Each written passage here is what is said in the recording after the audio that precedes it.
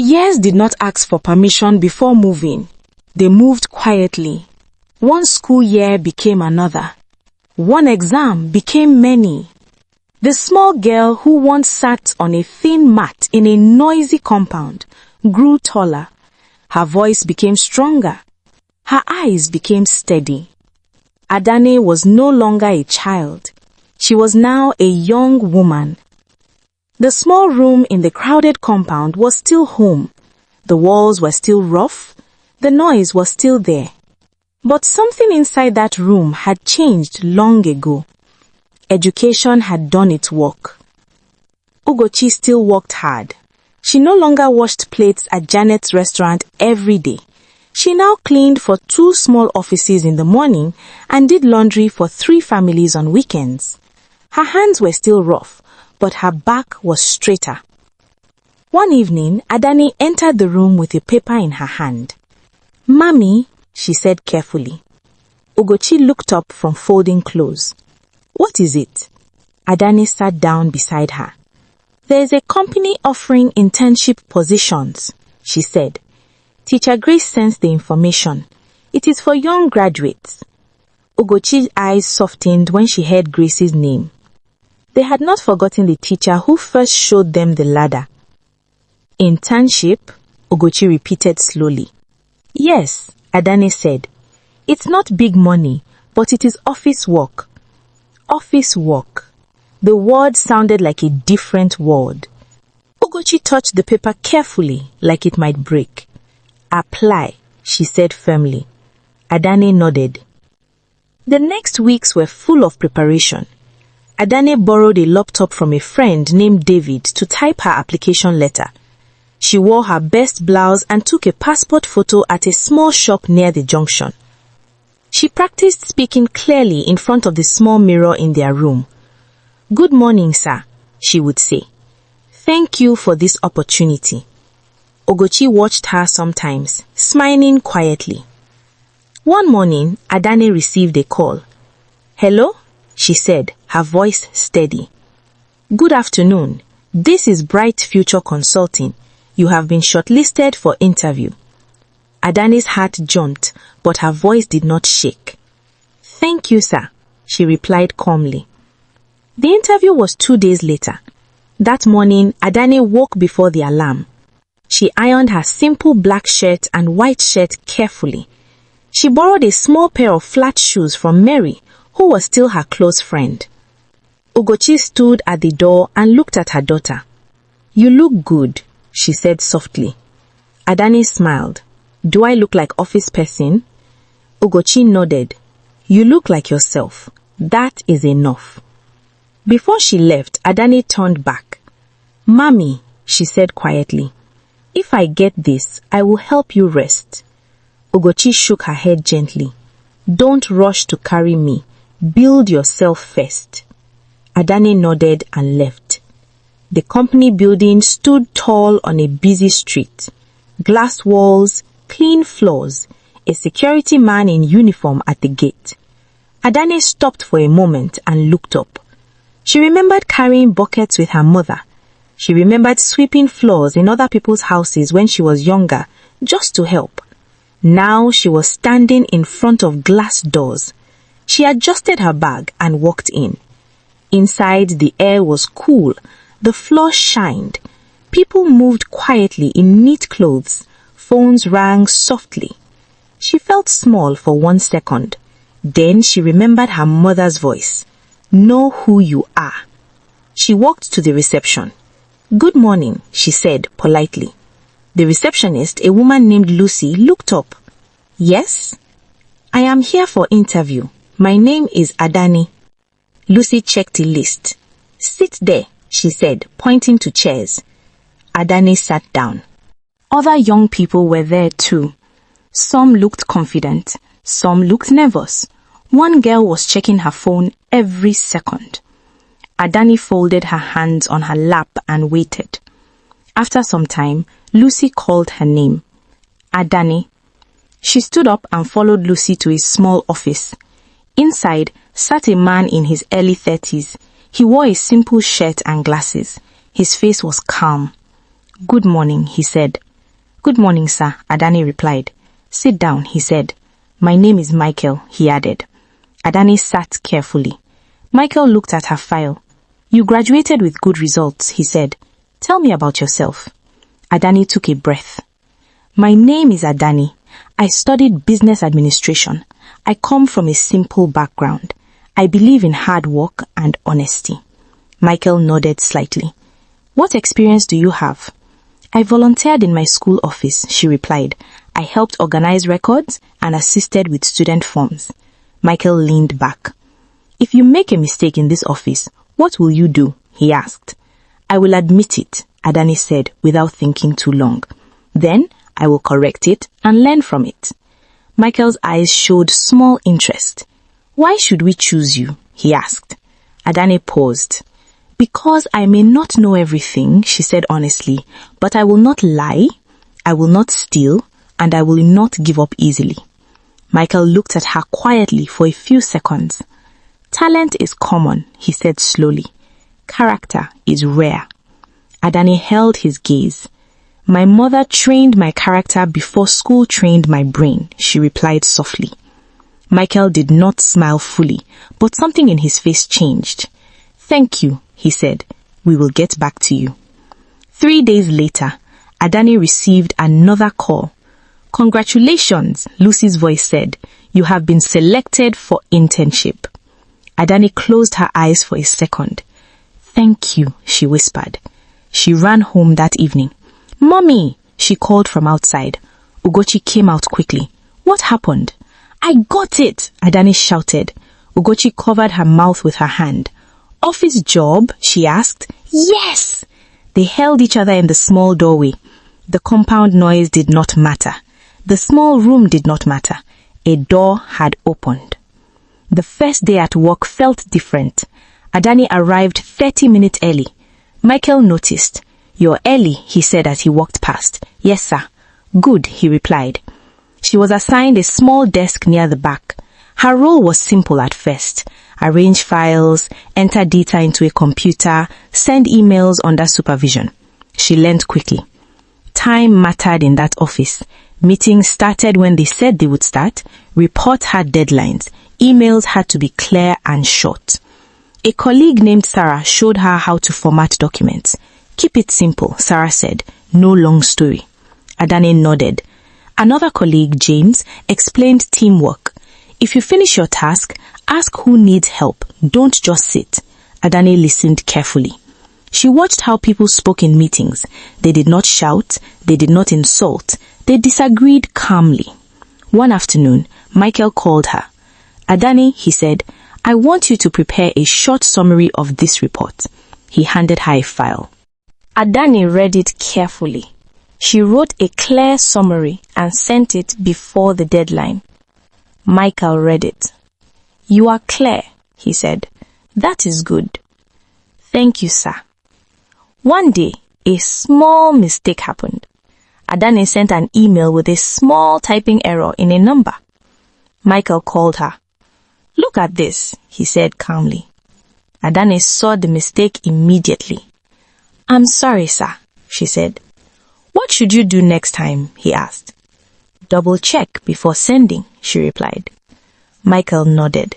"Correct it and resend." He did not shout. Adani felt something strange in her chest. Respect. She remembered Elizabeth's sharp voice over small things. Now, she was in a place where mistakes were corrected, not used to shame. During lunch break, some colleagues talked about their families. "My mother is a nurse," Sarah said. "My father owns a shop," James added. Someone asked Adani, "What does your mother do?" Adani paused for a second. She remembered Stella's voice from years ago. Then she spoke clearly. "My mother works very hard," she said. "She cleans offices and does laundry. She raised me alone." There was no shame in her voice. Sarah smiled warmly. "That's strong." James nodded. "Respect." Adani smiled back. She had learned something important. Shame only grows when you hide. Dignity grows when you stand straight. Months passed. Adane improved. She learned to write reports. She learned to speak in meetings. She learned to listen before speaking. Michael noticed her honesty. One day, a client left extra money on the desk by mistake. It was a small envelope. Adane picked it up and took it to Michael. "Sir," she said, "this was left in the meeting room." Michael opened it and saw cash. "You could have kept it," he said quietly. Adane shook her head. "That money is not mine." Michael nodded slowly. "Talent is common," he repeated. "Character is rare." Adane smiled slightly. "My mother trained my character before school trained my brain," she said again. Michael looked at her for a moment. "You will go far," he said, simply. At home, UCHE still worked, but she began to smile more. Adane started contributing small money to rent and food. "Mommy, use this," she would say. UCHE would hesitate. "You need transport," she would argue. "I have enough," Adane would reply. One evening, after a long day, Adane returned home and sat beside her mother. "Mommy," she said softly, "today I walked through glass doors again." UCHE looked at her. "And?" "I remembered you sweeping floors with tired hands," Adane said quietly. UCHE's eyes filled gently. "That time trained you," she said. "Yes," Adane nodded. "It trained my eyes to see people. It trained my heart." UCHE smiled. "You are not ashamed?" she asked again, just to be sure. Adane shook her head firmly. "No." She looked around the small room. One day, she would move out. One day, she would rent a better place. One day, maybe she would even own an office. But she would never forget the mat on the floor, the generator noise, the shared bathroom, the way her mother's hands looked after long hours of washing, because that was where her character was born. And in the clean office with glass walls, when people greeted her with respect, she carried that character quietly like something valuable. A door had opened and she had stepped in, not with pride, but with calm confidence. The mansion still stood tall. From the outside, nothing had changed. The gates were still high, the walls were still painted bright cream, the flowers at the entrance were still trimmed. But inside, something had started to shift. Elizabeth felt it before anyone else did. It began with small worries. One evening, she sat alone in the large living room. The lights were on, but the house felt quiet. Too quiet. The big television played softly, but she was not watching. Her phone was in her hand. She was checking her bank app. Her face tightened. "This cannot be right," she muttered. She refreshed the screen. The numbers were lower than she expected. A few months earlier, she had met a man named David at one of Linda's parties. David wore expensive suits and spoke with confidence. He talked about investment opportunities and sure deals. Linda had introduced him proudly.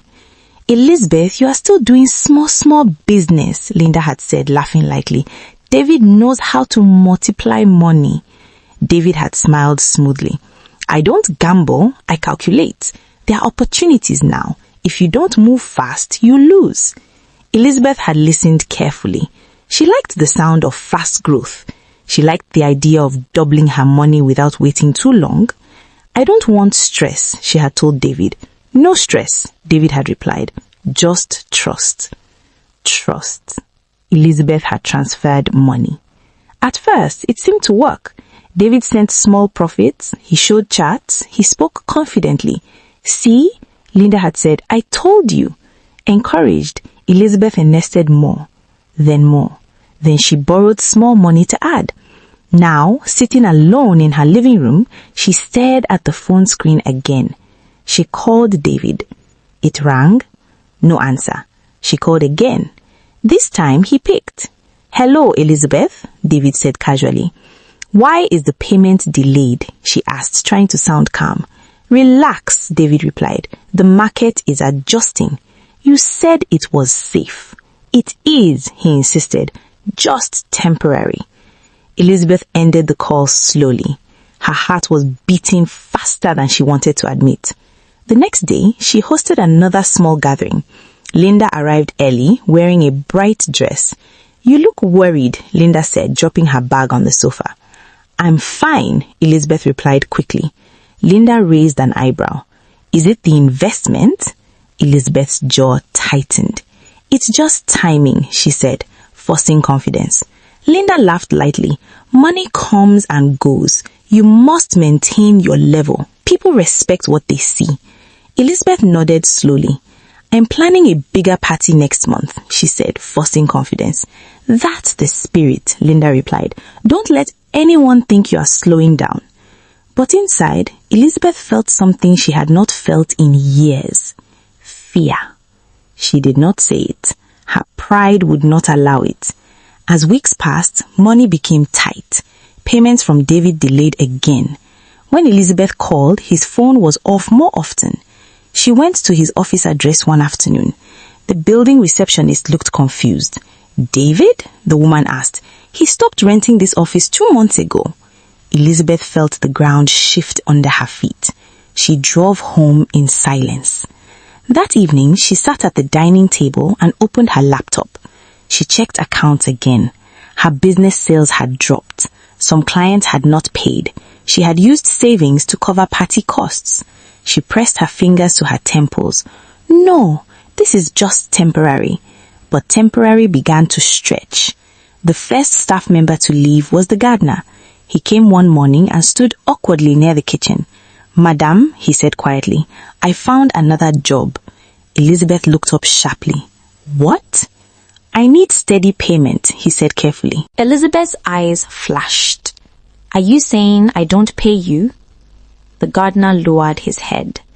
"Sometimes it delays," he replied softly. Elizabeth waved her hand. "Fine, go." She did not say thank you. She did not ask him to stay. After he left, the compound looked slightly untidy. The grass grew faster than she expected. Next, the cleaner who replaced Ugochi left too. Her name was Joy. "Madam," Joy said one afternoon, "I need my full salary." "You will get it next week," Elizabeth replied coldly. Joy shook her head slowly. "I have rent to pay." Elizabeth frowned. "Are you threatening me?" "No, madam," Joy said gently. "I just cannot continue without payment." Elizabeth felt anger rise. "Go then," she snapped. "You people think I'm begging you?" Joy picked her bag and left quietly. The house became heavier. Now only Ben remained as regular staff. Ben had seen the change slowly. The expensive deliveries stopped coming. The parties became fewer. The calls Elizabeth made became more urgent. One evening, Elizabeth called Ben into the living room. "Ben," she said, trying to sound calm, "how long have you been working for me?" "Almost 3 years, madam," he replied. "And have I treated you well?" Ben paused. Elizabeth noticed. "Well," she pressed. "You have paid me," Ben said carefully. "That is not the question," Elizabeth said sharply. Ben kept his eyes steady. "You have paid me," he repeated. Elizabeth leaned back. "Listen," she said. "Things are tight now. I need loyalty." Ben nodded slowly. "I have been loyal," he said quietly. Elizabeth's voice rose slightly. "Then why do I feel like everyone is leaving me?" Ben did not answer immediately. The house was silent except for the ticking clock. Elizabeth's voice cracked slightly. "Why is everyone leaving me?" she asked, panic now touching her words. Ben looked at her for a long moment. "People don't forget how they were treated," he said quietly. The words hung in the air. Elizabeth's face hardened. "So now you are judging me?" she snapped. "No, madam," Ben replied. "I am answering your question." Elizabeth stood up. "You can go," she said coldly. Ben nodded and walked out. But the truth had entered the room and did not leave. Days became harder. Elizabeth began calling old clients, asking for early payments. "Please," she would say carefully, "can you transfer parts today?" Some promised, some delayed, some stopped answering. Linda visited less often now. When she did come, her words were different. "You should not look worried," Linda said one afternoon. "It shows." Elizabeth forced a laugh. "I'm not worried." Linda looked around the living room. "It's quiet these days." "I'm planning something big," Elizabeth insisted. Linda smiled lightly, but her eyes did not carry full belief. David stopped answering completely. Elizabeth drove to his house once, only to find a for rent sign outside. That night, she sat alone in the mansion and finally allowed herself to cry. Not loudly, but quietly. The same way Ugochi once cried in the small back room. But Elizabeth did not think of that. Her tears were for money lost, for status slipping, for fear growing. One morning, Ben came with news. "Madam," he said gently, "fuel price has increased." Elizabeth closed her eyes briefly. "Everything is increasing," she muttered. She looked around the house. It felt too big now. The empty rooms echoed. The dining table that once held guests now held silence. The swimming pool had not been cleaned in weeks. Bills piled up. She began selling small things quietly. First, one extra car. Then, some jewelry. But she did not tell anyone. Pride stood like a guard at her mouth. She still dressed well when she went out. She still spoke confidently at events. But inside, cracks were spreading. One afternoon, she received a call from the bank. "Your loan repayment is overdue," the officer said politely. Elizabeth's throat tightened. "I will settle it," she replied. "When?" the officer asked. "Soon," she said quickly and ended the call. She looked around the living room again. The walls that once made her feel powerful now felt like witnesses. She remembered the times she had laughed at workers, the times she had said, "If you don't control people, they will climb your head." Now, she felt like she was falling, and no one was holding her. Ben came to her one evening with his own news. "Madam," he said quietly, "I have been offered another job." Elizabeth's head snapped up. "You too?" Ben nodded slowly. "It pays regularly," he added. Elizabeth stood up. "So, you are leaving?" Ben did not speak immediately. "I need stability," he said finally. Elizabeth felt anger and fear mixed together. "After everything," she demanded. Ben looked at her calmly. "You asked why everyone is leaving," he said. "I told you."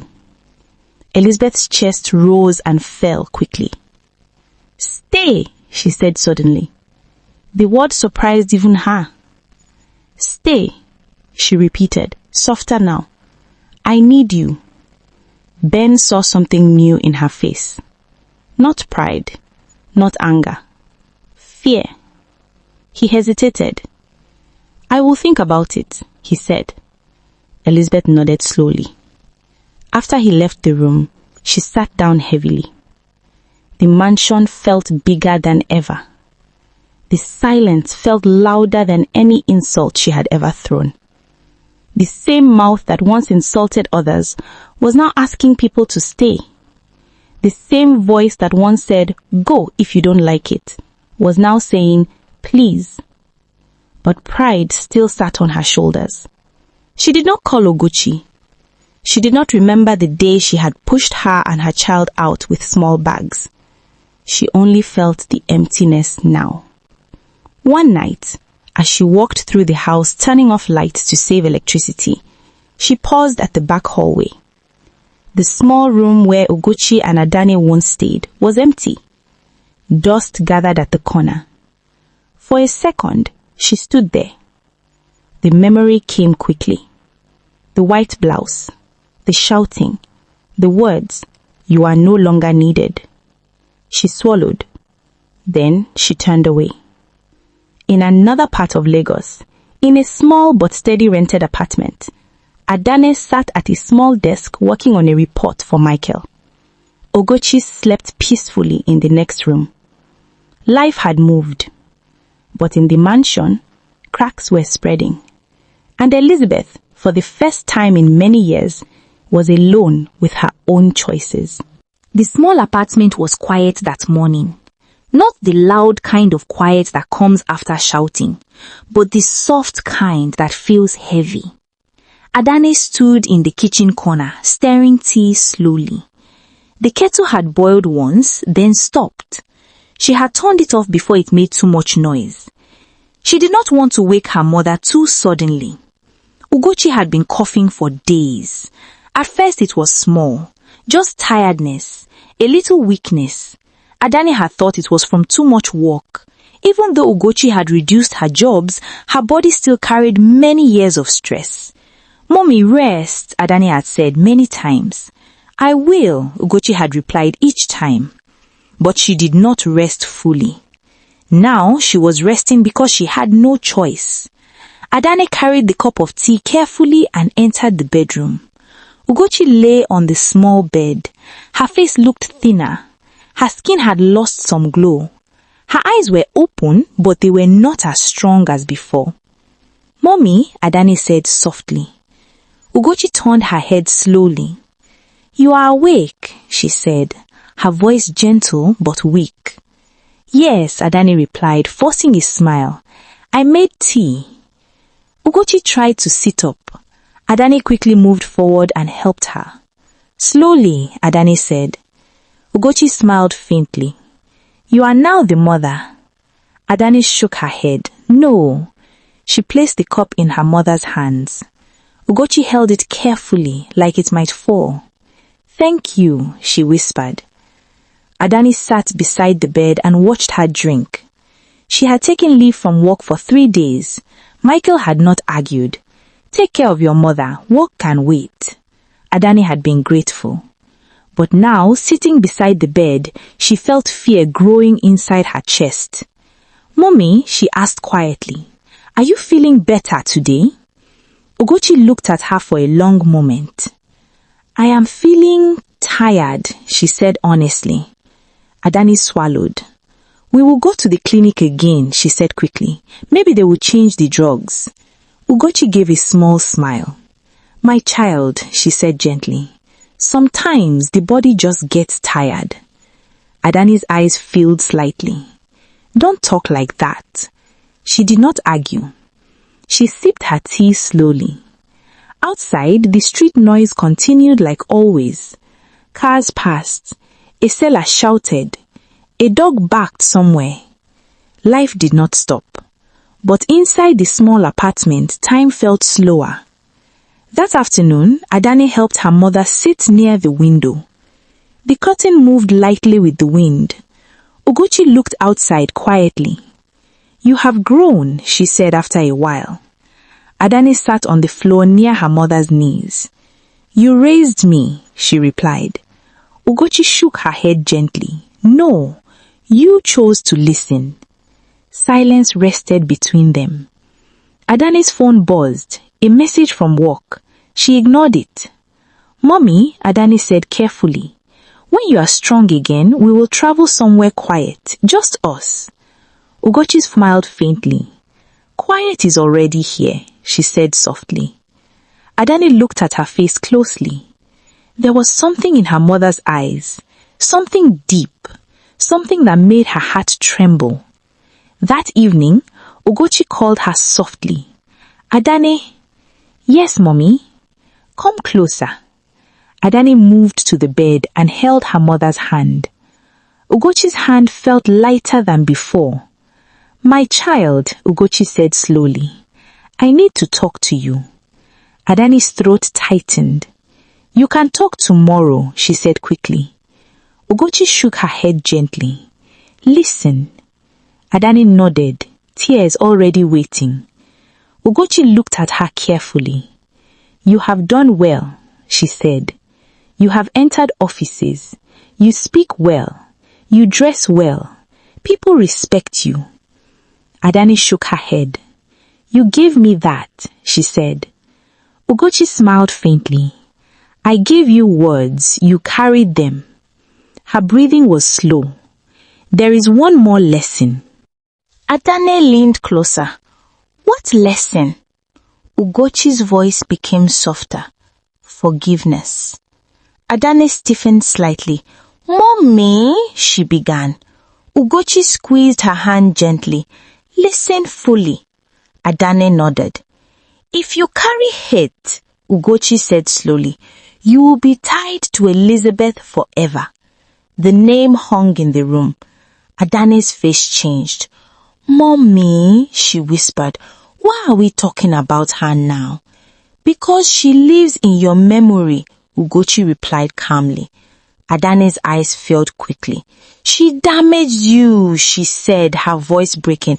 She pushed us out. She insulted you. She made you cry. Ugochi's eyes stayed steady. Yes, she said quietly. Adane's tears fell. She damaged you, she repeated. Ugochi reached up slowly and wiped her daughter's cheek. Don't let damage become your name, she said gently. Adane sobbed softly. But she hurt you, she whispered. Ugochi nodded. She hurt me, she agreed. But she did not define me. Adane leaned her head on the bed. I hated her, she confessed, for years. I know, Ugochi replied softly. I wanted her to suffer, Adane said, her voice shaking. Ugochi did not look shocked.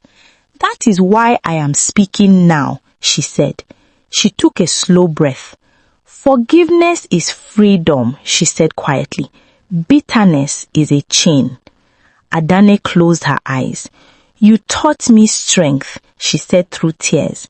How can I forgive someone who did not ask for forgiveness? Ugochi smiled weakly. You forgive for yourself, not for her. Adane was silent. If you carry hate, Ugochi repeated slowly, you will carry her in your heart forever. Every success you get, you will remember her. Every joy, you will remember her. She will sit inside. Adane leaned closer. What lesson? Ugochi's voice became softer. Forgiveness. Adane stiffened slightly. Mommy, she began. Ugochi squeezed her hand gently. Listen fully. Adane nodded. If you carry hate, Ugochi said slowly, you will be tied to Elizabeth forever. The name hung in the room. Adane's face changed. Mommy, she whispered, why are we talking about her now? Because she lives in your memory, Ugochi replied calmly. Adane's eyes filled quickly. She damaged you, she said, her voice breaking. She pushed us out. She insulted you. She made you cry. Ugochi's eyes stayed steady. Yes, she said quietly. Adane's tears fell. She damaged you, she repeated. Ugochi reached up slowly and wiped her daughter's cheek. Don't let damage become your name, she said gently. Adane sobbed softly. But she hurt you, she whispered. Ugochi nodded. She hurt me, she agreed. But she did not define me. Adane leaned her head on the bed. I hated her, she confessed, for years. I know, Ugochi replied softly. I wanted her to suffer, Adane said, her voice shaking. Ugochi did not look shocked. That is why I am speaking now, she said. She took a slow breath. Forgiveness is freedom, she said quietly. Bitterness is a chain. Adane closed her eyes. You taught me strength, she said through tears. How can I forgive someone who did not ask for forgiveness? Ugochi smiled weakly. You forgive for yourself, not for her. Adane was silent. If you carry hate, Ugochi repeated slowly, you will carry her in your heart forever. Every success you get, you will remember her. Every joy, you will remember her. She will sit inside you. Adane shook her head. I don't want that, she whispered. Then let her go, Ugochi said softly. The room felt heavy.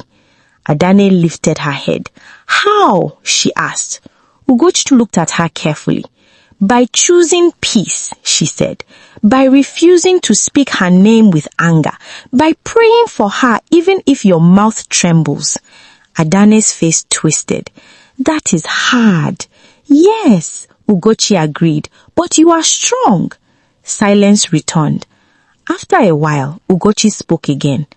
My child, I do not regret my life. Adane looked shocked. What? She asked. I do not regret, Ugochi repeated. Hard life trained you. Hard life trained me. Adane cried softly. I wish you had more rest, she said. Ugochi smiled gently. I had purpose, she replied. Adane held her hand tightly. I will take care of you, she said firmly. Ugochi looked at her for a long moment. I know you will, but if my body decides to rest fully. Mommy, Adane said sharply. Ugochi's voice remained calm. If my body rests fully, do not break. Adane shook her head violently. No, do not break, Ugochi repeated. Continue, build, love, forgive. Adane pressed her face into her mother's hand. I'm not ready, she whispered. Ugochi's fingers touched her hair slowly. Life does not wait for readiness, she said. That night, Adane lay beside her mother on the small bed. She listened to her breathing. It was slower. She did not sleep. She remembered many things. The small back room in Elizabeth's house, the thin mat in the crowded compound, the scholarship paper, the first office job, her mother's tired hands, her mother's steady voice. Around midnight, Ugochi spoke again, barely above a whisper. Adane? Yes, Mommy. Promise me. Adane lifted her head quickly. Promise what? Promise that you will not let anger guide your life. Adane's chest hot. I promise, she said through tears. Say it fully, Ugochi whispered. I will not let anger guide my life, Adane said clearly. Ugochi nodded faintly. And you will forgive. Adane hesitated for 1 second. Then she said it. I will forgive. Ugochi smiled softly. That is freedom, she said. Her eyes closed gently. Adane watched her. Mommy, she whispered. Ugochi did not answer immediately. Her breathing was soft, then softer, then slower. Adane felt panic rise. Mommy, she called louder. Ugochi opened her eyes slightly. I am here, she whispered. Adane's tears fell again. I love you, she said quickly. Ugochi's lips moved slowly. I know, she replied, and I love you. Those were the last full words she spoke that night. The room remained quiet. Adane stayed awake holding her mother's hand. Outside, the world continued. Inside, a daughter learned the weight of letting go. In the early morning, as light entered through the curtain, Adane realized something had changed. Her mother's hand felt still. Too still. Mommy, she whispered. No answer. She leaned closer. Her mother's face looked peaceful. Not in pain, not afraid, just resting. Adane's chest broke open, but she did not scream. She placed her forehead on her mother's hand and cried softly, long, deep, not because she was weak, but because she was human. After some time, she lifted her head. Her tears were still there, but beneath them was something else, a promise. She remembered the words, forgiveness is freedom, bitterness is a chain. She closed her eyes and whispered into the quiet room, I will not carry hate. Her voice shook, but I will carry your name with honor. Outside, the sun rose fully. Inside, a chapter closed, and a final lesson remained, not written on paper, but written inside a daughter's heart. The mansion was sold quietly. There was no party to mark the end, no loud farewell, no grand goodbye. One morning, a black car parked in front of the gate. Two men in suits stepped out. They spoke to Elizabeth inside the living room for a long time. Papers were signed. Voices were low. By evening, the deal was done. The house that once made Elizabeth feel powerful was no longer hers. She stood alone in the large sitting room that night. The walls looked the same. The chandeliers still hung from the ceiling. The floor still shone. But everything felt different. Her cars had been sold one by one over the past months. First the extra one, then the main one. Now only one small car remained. Linda had stopped visiting. At first she said she was busy. Then she stopped answering calls. David's number no longer connected. Clients no longer picked her calls quickly. Bills had piled up. The bank had pressed harder. The loan had grown heavier. Finally, she had no choice. The mansion had to go. Elizabeth walked slowly through each room. The master bedroom where she once dressed for parties. The dining area where guests laughed and insulted workers. The back hallway where she once shouted at UCHE. She paused there. The small room at the back was empty. Dust had gathered at the corners. The window was slightly cracked. For a brief second, a memory flashed. UCHE's quiet face. Adane's small eyes. The white blouse. The words she had spoken. You are no longer needed. Elizabeth's throat tightened. She quickly turned away. This is business, she muttered to herself, not emotions. But the house felt like it was watching her. The next week, she moved into a smaller apartment.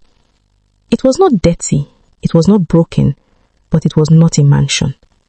2 bedrooms, a small living room, a tiny balcony that looked over a noisy street. The first night there, she could hear her neighbors arguing through the wall, a baby crying upstairs, a generator shaking the air. She sat on the small sofa and looked around. The silence of the mansion had been heavy. This noise felt different. It felt close. She held her phone and scrolled through her contacts. She called Linda. No answer. She called again. The call rang and rang. She dropped the phone on the table. Why is everyone leaving me? She whispered again. No one answered. Money was almost finished. The small business she once controlled had shrunk. Clients had gone to other companies.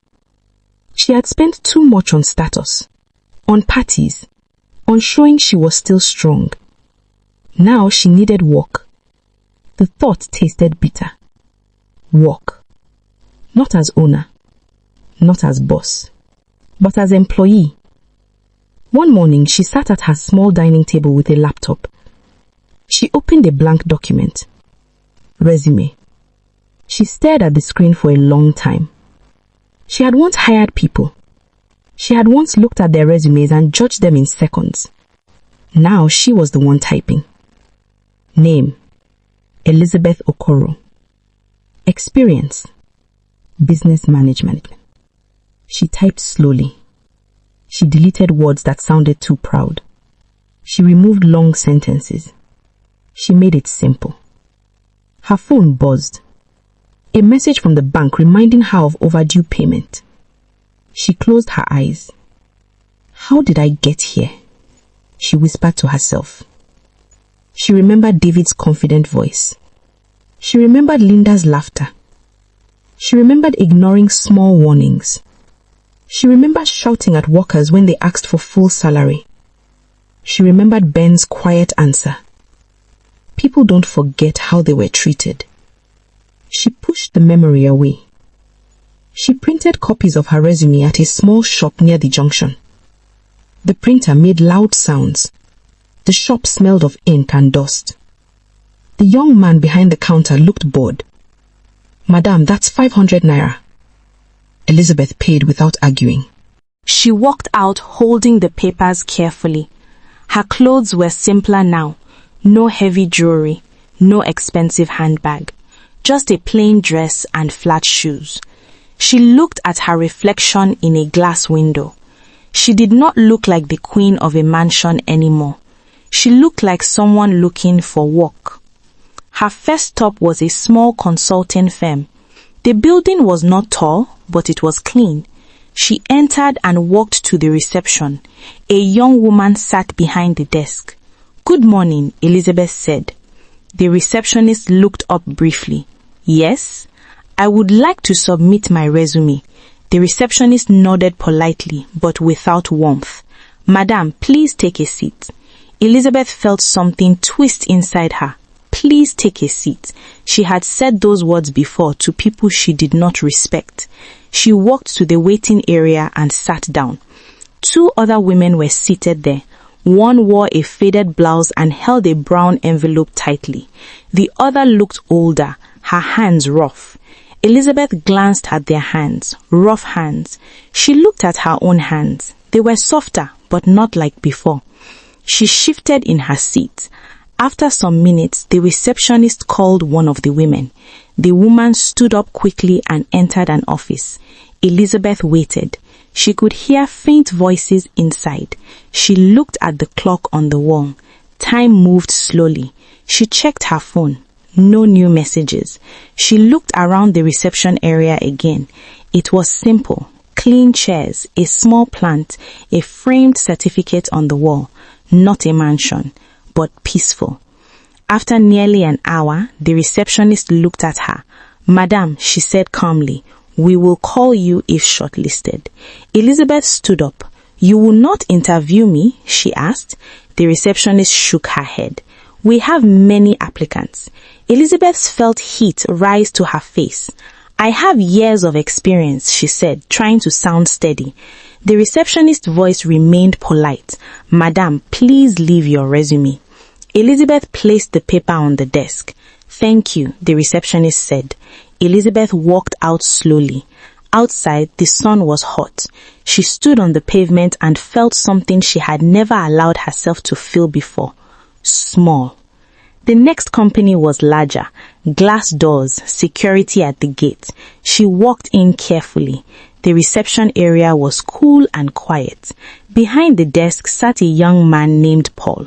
"Good afternoon," Elizabeth said. "Yes, madam," Paul replied politely. "I'm here for interview," she said. Paul checked his computer. "Name? Elizabeth Okoro." Paul typed for a moment. "I don't see your name on the list," he said. Elizabeth's heart skipped. "I sent my resume yesterday," she said quickly. Paul nodded. "You can wait. Maybe the HR will see you." Elizabeth walked to the waiting area again. She sat down. A cleaning woman entered with a mop and bucket. She moved slowly, wiping the floor. Elizabeth watched her. Her back was bent slightly. Her uniform was simple. Her face calm. For a moment, Elizabeth felt something uncomfortable in her chest. She remembered the times she had spoken sharply to cleaners. She remembered telling them not to show their faces in front of guests. The cleaning woman passed near her. Their eyes met briefly. The woman nodded politely. Elizabeth forced a small nod back. The woman moved on. Elizabeth looked at the floor. Now she was sitting in a reception area waiting, just like they once did. After some time, a woman came out from an office. "Elizabeth," she called. Elizabeth stood up quickly. "Yes, come in." Inside the office sat a woman named Mrs. Brown. She looked at Elizabeth's resume carefully. "You run your own business?" Mrs. Brown asked. "Yes," Elizabeth replied. "Why are you seeking employment now?" Elizabeth hesitated. The truth felt heavy. "Market changes," she said finally. "I want stability." Mrs. Brown studied her face. "Can you work under supervision?" she asked. Elizabeth's pride almost spoke, but she stopped it. "Yes," she said slowly. Mrs. Brown nodded. We will get back to you. The same words. Elizabeth left again. Outside, she stood on the sidewalk and looked at the moving cars. How did I get here? She whispered again. This time, the question did not carry anger. It carried confusion. Days passed. She sent more applications. Some did not reply. Some rejected her. One small company called her for a second interview. The office was modest. Not rich, not poor. She entered and greeted the receptionist. The receptionist looked at her and said politely, Madam, please take a seat. Elizabeth sat. Her hands rested on her lap. She watched people move in and out of offices. She saw a young woman enter nervously holding a file. She saw a man in simple clothes wait quietly. She saw a cleaner push a cart of supplies. For the first time, she did not look at them as background. She saw them as people, waiting, hoping, trying. She remembered the day she had thrown UCHE out with small bags. She remembered Adane's small face at the gate. Her stomach tightened. Elizabeth, a voice called. She stood up. Inside the interview room, two men sat behind a desk. They asked simple questions. Are you willing to start at a lower position? Yes, she replied quietly. Are you comfortable reporting to someone younger than you? She paused. Yes, she said again. The interview ended. She walked out feeling tired, not physically, emotionally. One evening, back in her small apartment, she sat by the window. The street below was noisy. A woman shouted at a child. A generator roared. A group of young men laughed loudly. Elizabeth leaned back in her chair. She thought of the mansion. She thought of Linda's bright dresses. She thought of David's confident promises. She thought of Ben's quiet voice. People don't forget how they were treated. She closed her eyes. For the first time, she allowed the memory to stay. She saw herself shouting. She saw herself mocking workers. She saw herself enjoying power. Now she was one of the many people holding resumes, waiting in reception areas. One of the many people hoping someone would say, "You are hired." She picked up her phone and scrolled through old photos. Pictures of parties, pictures of expensive meals, pictures of smiling guests. She did not see any picture of kindness. She dropped the phone. The shadow of shame had entered her life. It did not shout. It followed quietly, but it did not leave. How did I get here? She whispered again. This time, she did not blame David. She did not blame Linda. She did not blame the market. She only sat with the question. Outside, the city continued moving. Inside, Elizabeth faced a truth she had avoided for years.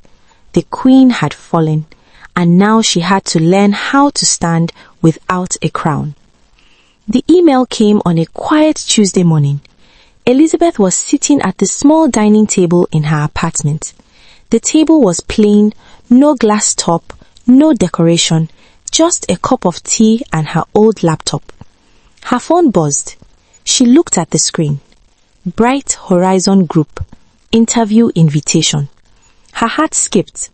Bright Horizon Group was a respected company, bigger than the small firm she had been visiting, stable, known for discipline and growth. She opened the email slowly. Dear Mrs. Elizabeth Okoro, you are invited for an interview on Thursday at 10 a.m. Her hands trembled slightly. She read it again to be sure. Thursday, 10 a.m. She closed her eyes and leaned back.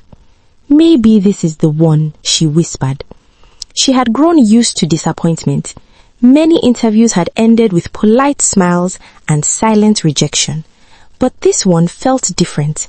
She did not know why. On Wednesday night, she laid out her clothes carefully. A simple navy blue skirt, a white blouse, flat shoes, no heavy jewelry. She ironed the blouse slowly, careful not to burn it. For a moment, she paused. The memory of the white blouse years ago flashed in her mind. The small brown mark, her shouting, the way she had told UCHE to pack and leave. Elizabeth swallowed hard. She shook her head and focused. This was not the time for memories. This was about survival. Thursday morning came bright and clear. Elizabeth left her apartment early. The bus ride was longer than she expected. Traffic was heavy. Cars moved slowly. A bus conductor shouted directions loudly. She sat quietly by the window, holding her bag close. Her mind was not calm. What if they ask about my failed business? What if they say I'm too old? What if they reject me again? She arrived at the company building at 9:30 a.m. Bright Horizon Group stood tall, with glass walls that reflected the sky. Security checked her name at the gate. "Yes, madam, you are expected," the guard said politely. Elizabeth nodded. She walked through the glass doors. The air inside was cool and quiet. Clean floors, neat reception desk, workers walking confidently with files and laptops. Her heels made small sounds on the tile. She approached the reception. A young woman named Nina looked up. "Good morning," Nina said politely. "Good morning," Elizabeth replied. "I'm here for interview. My name is Elizabeth Okoro." Nina checked the computer. "Yes, madam. Please take a seat." Elizabeth walked to the waiting area and sat down. Her hands were steady, but her heart was not. Other candidates sat nearby. A young man adjusting his tie, a woman reviewing notes. Elizabeth looked at them and felt both older and smaller. After some minutes, Nina stood up. "Mrs. Elizabeth," she called. Elizabeth rose immediately. "Yes?" "Please follow me." They walked down a long hallway with glass walls on both sides. Inside the rooms, people worked quietly. Some were typing. Some were discussing around tables. Elizabeth felt something strange.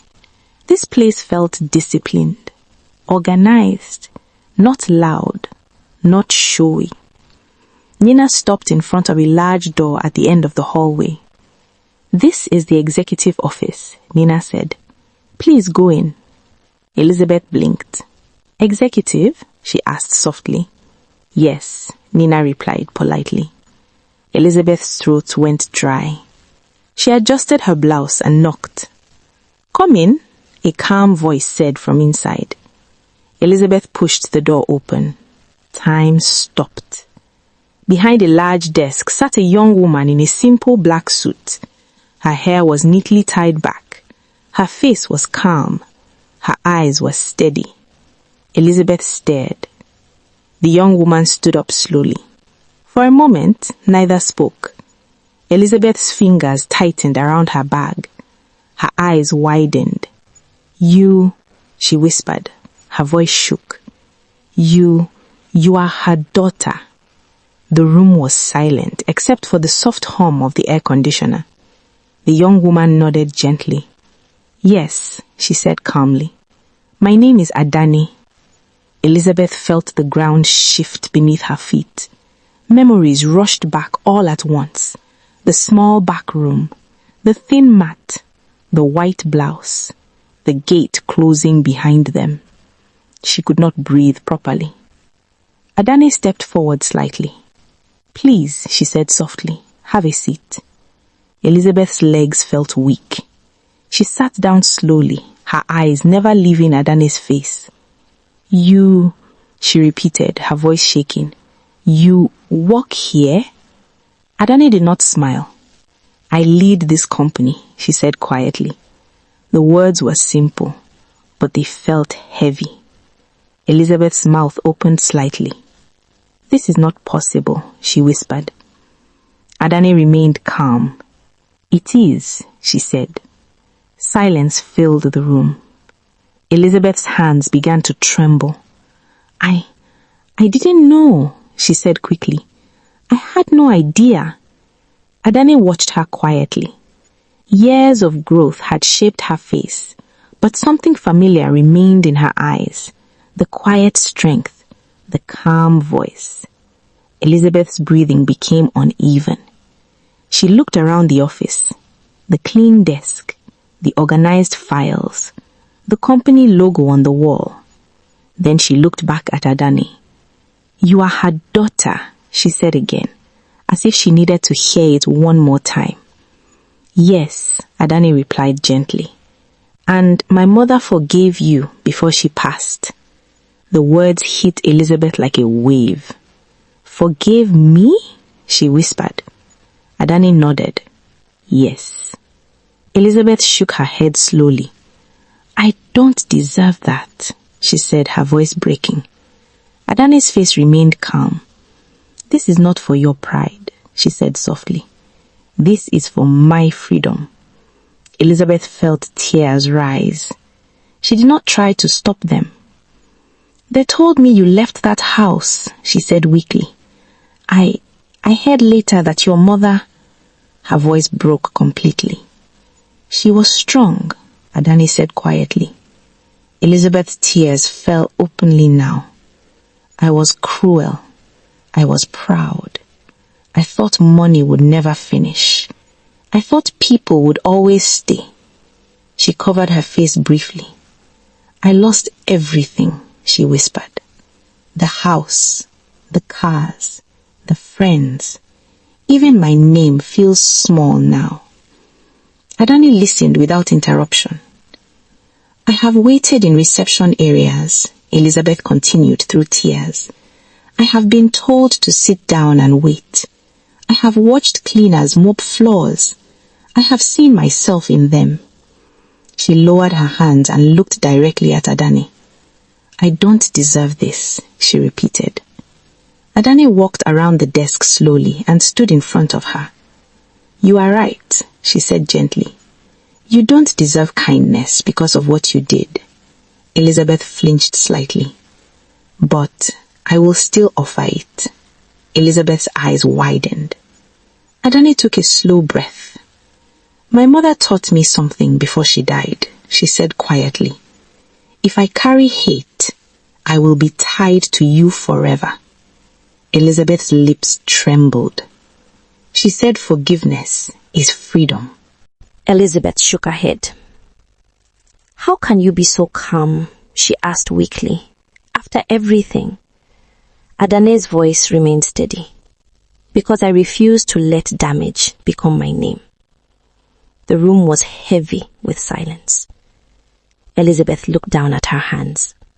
I pushed you out, she whispered, with small bags. Yes, Adane said softly. I told you that you are no longer needed. Yes. Elizabeth closed her eyes.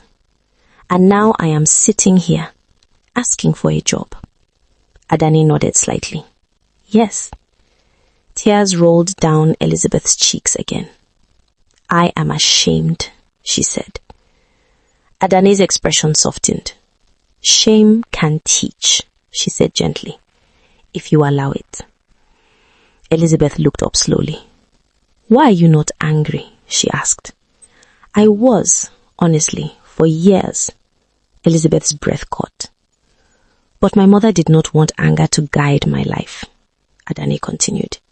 She forgave you before she left this world. Elizabeth covered her mouth. She forgave me, she whispered again. Yes. Elizabeth began to cry more openly. I don't deserve that, she said again. Adani knelt slightly so their eyes were level. This is not about deserving, she said softly. It is about choosing who I want to become. Elizabeth's shoulders shook. I was proud, she admitted. I treated people like tools. I thought control was power. Adami nodded slowly. And now? She asked gently. Elizabeth wiped her tears with trembling hands. Now I know what it feels like to wait, to hope someone will call your name, to fear rejection. She looked around the office again. And you built this? With others, with teamwork, with discipline, with character. Elizabeth's eyes filled again. Your mother, she began. She trained my character before school trained my brain, Adani finished quietly. Elizabeth let out a broken laugh through her tears. She said that, she whispered. Yes, Adani replied. Silence rested between them again. Finally, Adani stood up fully, and walked back behind her desk. She picked up Elizabeth's resume. "I have reviewed your experience," she said calmly. "You have skills. You understand business. You know structure." Elizabeth stared at her. "You are still interviewing me?" she asked softly. "Yes," Adani replied. Elizabeth straightened slightly. "I am ready to start small. Any position." Adani nodded. "There is a managerial support role open. It reports to someone younger than you." Elizabeth swallowed. "I will report," she said. "There is discipline here. No shouting. No humiliation. No late salaries." Elizabeth closed her eyes briefly. "I understand," she said quietly. Adani held her gaze. "I am offering you this role," she said clearly. Elizabeth's eyes widened. "You are hiring me?" "Yes." Elizabeth shook her head slowly, tears flowing again. "I don't deserve this," she whispered. Adani's voice was calm. "This is not for your pride," she repeated. "This is for my freedom." Elizabeth began to sob quietly. "I am sorry," she said, "for everything." Adani listened. "I am sorry for how I treated your mother," Elizabeth continued. "I was blind." Adani's eyes softened slightly. "She forgave you," she said again. Elizabeth covered her face, crying openly now. Pride bowed in that moment. The queen of the mansion was gone. In her place sat a woman who had seen her own fall. After some minutes, Elizabeth wiped her face slowly. "I will not waste this," she said quietly. Adani nodded. "Then stand," she said gently, "and start again." Elizabeth stood up slowly. Her hands were no longer trembling, not from fear, but from something else, humility. She extended her hand carefully. "Thank you," she said. Adani looked at the hand for a second, then she shook it firmly. "Welcome to Bright Horizon Group," she said calmly. Elizabeth exhaled deeply. As she turned to leave the office, she paused at the door. She looked back at Adani. "You are strong," she said softly. Adani smiled gently. "My mother was stronger," she replied. Elizabeth nodded slowly. Then she opened the door and stepped into the hallway. The glass walls reflected her image, not a queen, not a boss, but a woman given a second chance. And for the first time in many years, she did not walk with pride. She walked with humility. Inside the office, Adani stood quietly for a moment after the door closed. She felt tears rise, but she did not let them fall. She whispered softly into the quiet room, "Mommy, I am free." And outside, the world kept moving. The moral lesson of this story is that character is more powerful than status, and forgiveness is stronger than revenge. Pride can build a mansion, but it cannot build peace. Humility can rebuild a life after everything falls apart. The way we treat people in our season of power will return to us in our season of need. Education can lift a person out of poverty, but character determines who they become when they rise. In the end, bitterness keeps us tied to our pain, while forgiveness sets us free. Thank you so much for watching. Your love and support mean everything to me. If this story inspired you, please give it a thumbs up and share it with your loved ones to spread the inspiration. I'd also love to hear your thoughts. Feel free to share them in the comments below. And don't forget to subscribe to the channel for more interesting African stories. See you in the next video. Bye!